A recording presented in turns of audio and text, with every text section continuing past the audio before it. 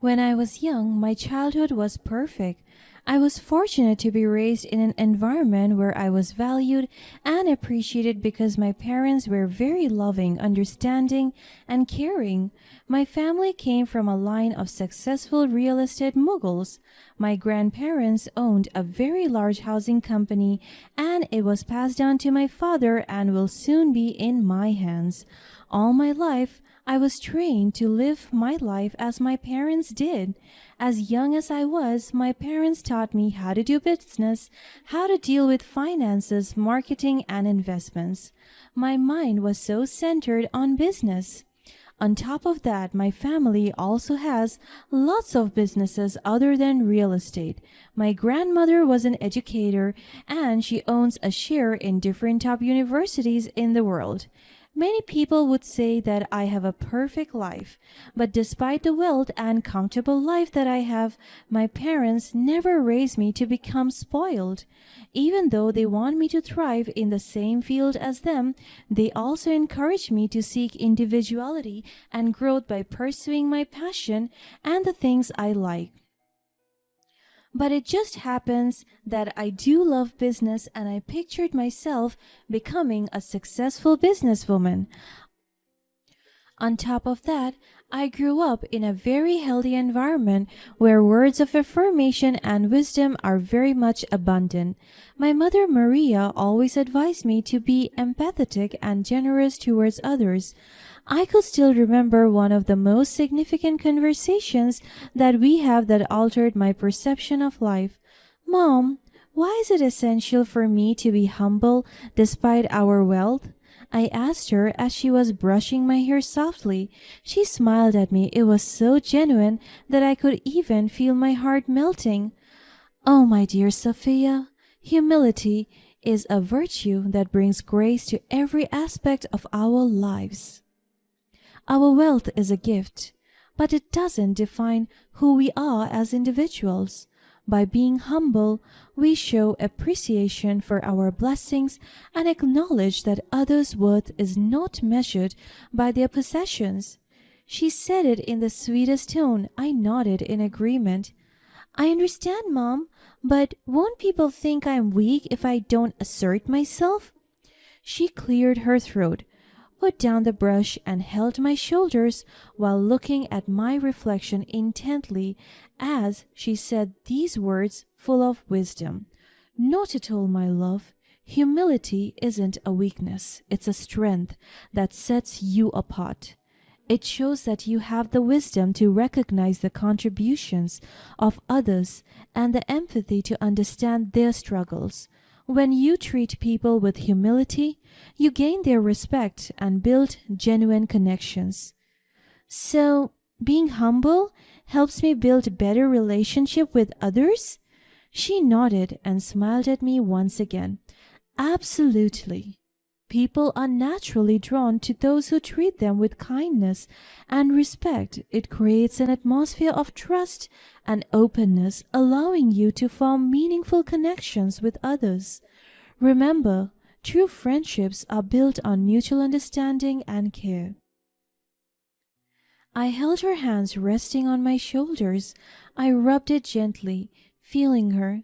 Thank you for sharing this with me, Mom. I promise to carry these values with me and be mindful of my actions.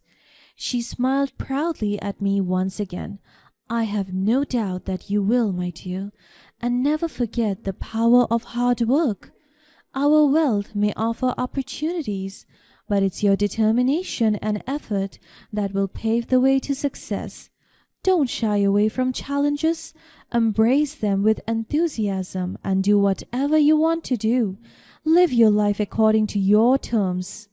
I will, Mom. I'll work hard to achieve my goals and make you proud. I'm already proud of you, Sophia. Your kind heart and eagerness to learn are the greatest gifts any parent could wish for. Remember, no matter what heights you reach, stay true to yourself and always remain humble. I will, Mom. Thank you for being such a wonderful guide in my life. And thank you for being the light of my life. I love you, my dear. She extended her hands for a hug. I love you too, Mom. And I hugged her so tight. My mom was an integral part of my life, and she molded me to become who I am today. I never heard her get angry at me. She never yelled harshly or scolded me. But instead, she talked to me with love and respect. I loved her so much that it took me many years to recover from her sudden death. Her illness crept in and took over her body. I was 13 at that time and I couldn't see myself without my mother. And when the doctors declared that she was dead, the entire hospital saw how bad my breakdown was. I cried and cried that I even wanted to hug my mother's dead body. I was so devastated. I felt like my world crumbled. But I listened to her. All of her advice, I kept them alive in my heart. I followed what she said. I humbled myself and I started to give out to people resources and my gift. I lived my life according to my plans, with my mother's life anchoring me. I love her so much. So I decided to study hard and make a name for myself. As I grew older, I saw the value of a career. My father immersed me in his life, our life as businessmen.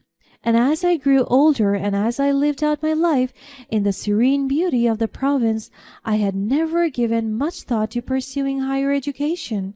My family's real estate business provided stability and comfort, making me feel that my future was already set in stone.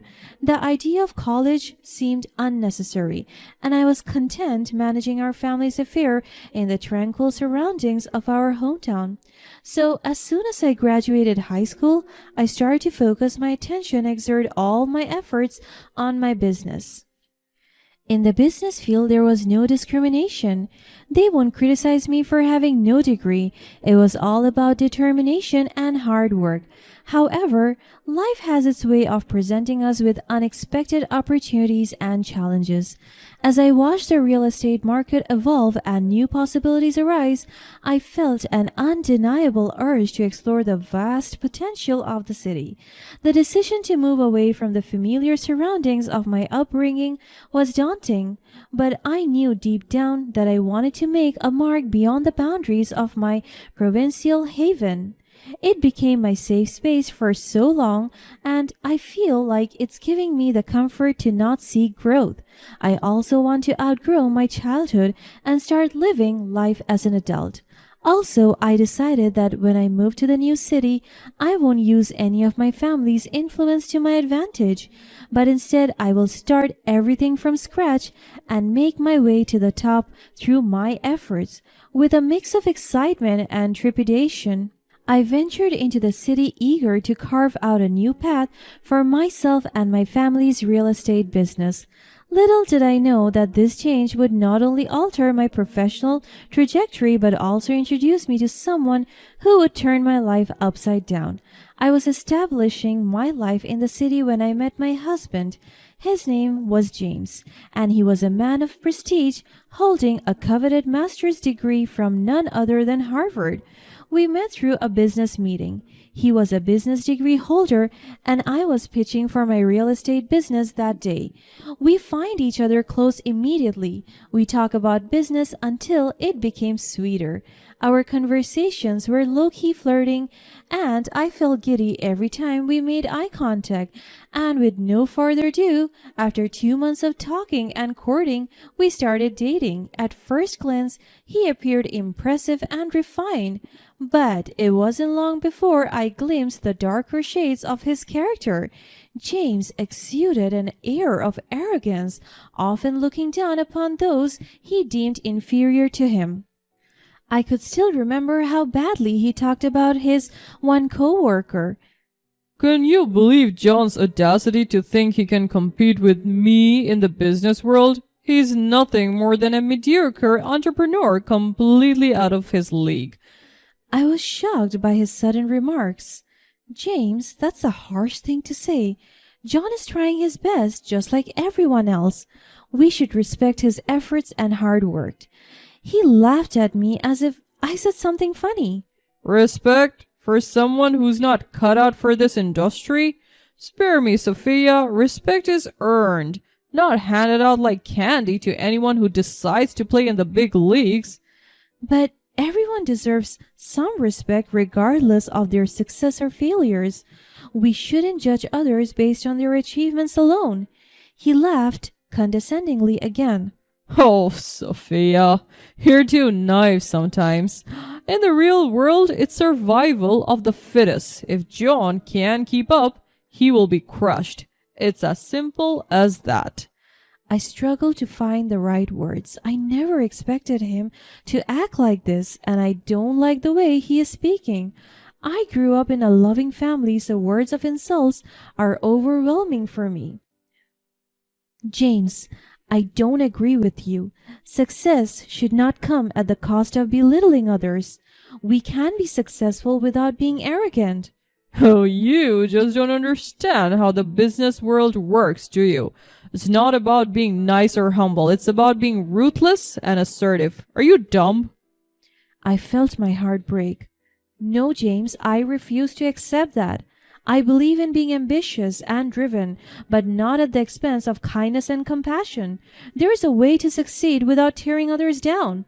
Suit yourself, Sophia, but mark my words, those who are weak will always be left behind. I don't see strength in arrogance, James. True strength lies in lifting others, not pushing them down. Whatever. You can believe what you want, but it won't change how the world works. Maybe not, but it can change how we approach it. I choose to be respectful and understanding even in a competitive world. Suit yourself then, but don't come crying to me when your nice guy attitude gets you nowhere. I won't, James, because I know that kindness and humility will take me farther than arrogance ever will. The initial attraction soon gave way to a turbulent relationship. Behind closed doors, James would unleash his true colors, belittling me and anyone he considered beneath him. But I try to understand him. He sometimes listens to me and changes his attitude, but from time to time his arrogance would prevail. But I love him as my partner, so when he proposed to me, I said yes. However, everything went worse as soon as we got married. He would always degrade me because I didn't study college and because I was dumb and stupid. His favorite weapon was the lack of a college degree, using it as a tool to demean and undermine my accomplishments in the real estate business. Despite my achievements and the success I had earned through my hard work and dedication, James insisted that without a degree, I was nothing. So the emotional abuse took a toll on my self-esteem, leaving me questioning my worth and decisions. But I stayed, hoping that love could overcome the darkness that loomed over us. Unfortunately, love alone couldn't fix the shattered trust caused by his infidelity, a hurtful pattern I discovered repeated several times. One fateful night, his insults reached an unbearable crescendo, cutting through me like a knife. In a moment of defiance, I responded with sarcasm, asking him, "Are you sure?" The weight of my question lingered in the air, creating a rift that would soon widen beyond repair. James, I can't believe you're still treating me like I'm nothing just because I don't have a degree. Oh, come on, Sophia. You know very well that a degree holds value in the real world. It opens doors and provides credibility. I have worked hard in the real estate business and my success speaks for itself. I don't need a piece of paper to prove my worth. Oh, success? Please, you're just dumb. My tears fell from my cheeks. That's not fair, James. I have put in the effort to learn, grow, and build this business. It's cute how you try to justify your lack of education, but let's face it, without a degree, you will always be playing catch up. You don't understand the passion and dedication I have for this business. You keep belittling me, but you forget that we were once partners, supporting each other. My entire body was trembling in pain. I don't know him anymore. Partners, you were just lucky to have me by your side. Without my advice and guidance, you wouldn't have achieved half of what you did. Your ego knows no bounds, James. You used to inspire me, but now all you do is tear me down. Oh, poor Sophia, the delicate soul who couldn't handle a little criticism. This isn't criticism. It's cruelty. You're not the person I fell in love with anymore. Well, maybe you're right. Maybe I've outgrown you and your small town ambitions. Fine. If that's how you feel, maybe it's time we go our separate ways. I deserve someone who respects and supports me.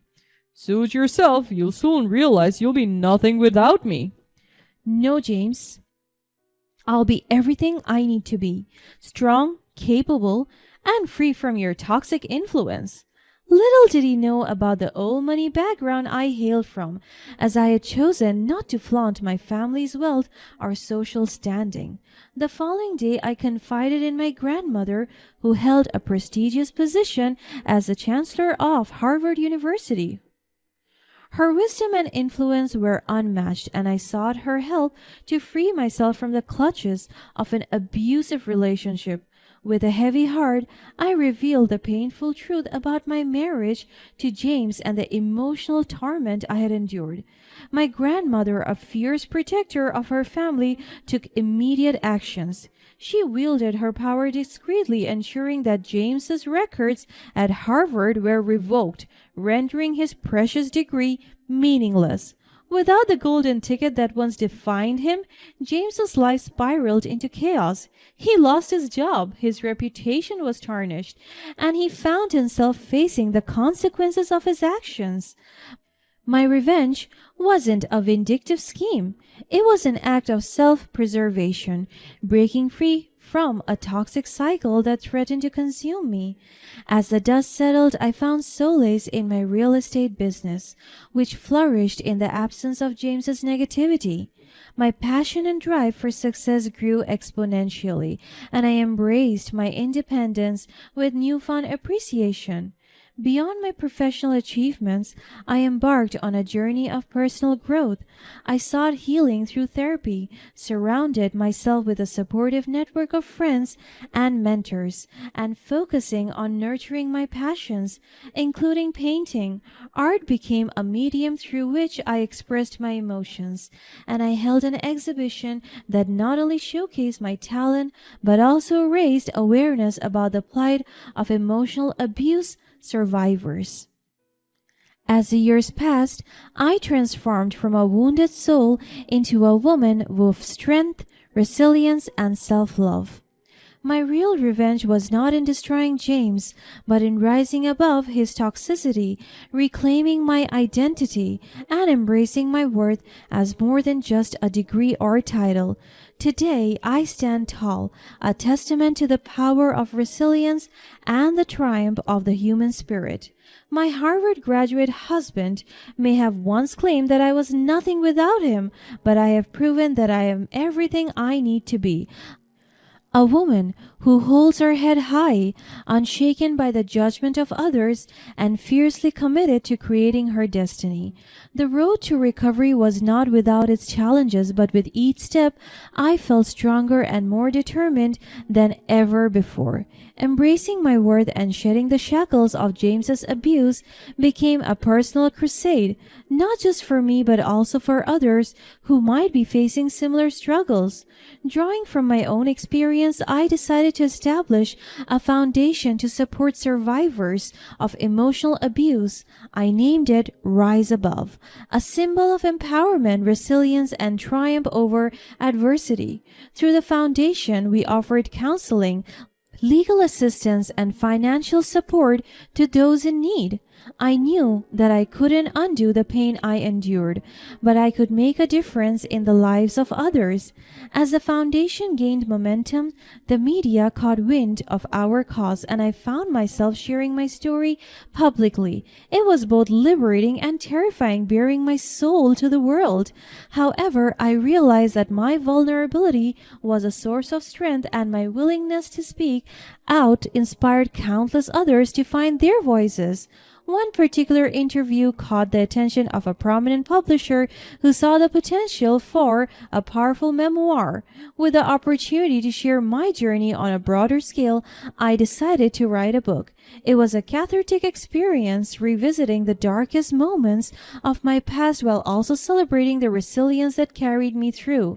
The memoir, titled Beyond Degrees, became a bestseller, resonating with readers around the world. Its message of hope and empowerment struck a chord with countless individuals who had endured their battles with abuse, academic pressure, or societal expectations. The success of the book opened new doors for me, allowing me to speak at conferences, seminars, and workshops where I shared my story as a motivational speaker. As the years passed, Rise Above flourished, and the foundation's impact grew exponentially. The support it provided transformed lives, and I reveled in the knowledge that my pain had not been in vain.